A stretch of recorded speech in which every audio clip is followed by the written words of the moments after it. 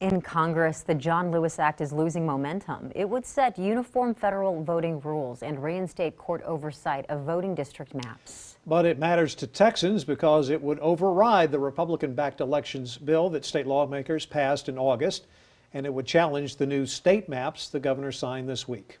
KXAN's Maggie Glenn reports the John Lewis Act is one of the Democrats' last options to fight both pieces of legislation.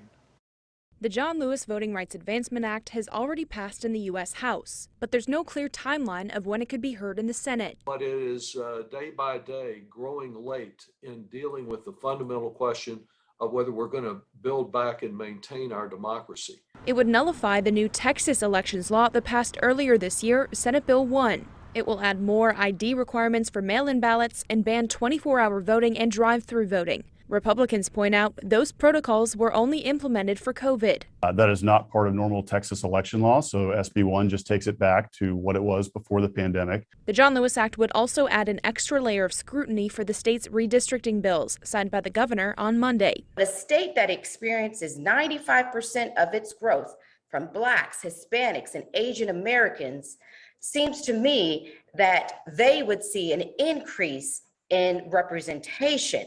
But we didn't see that. We saw a decrease. This year, lawmakers didn't have to get pre-clearance or initial approval from federal courts for the maps they drew. Instead of the states having to make sure that there's no discriminatory intent or any sort of purposes that would make it harder for Black or Latino citizens or other citizens of color to vote, they no longer have to do that. The John Lewis Act would reinstate pre-clearance, but Republicans say that's overreach. This is really Democrats trying to get federal control over state elections. Maggie Glenn, KXAN News.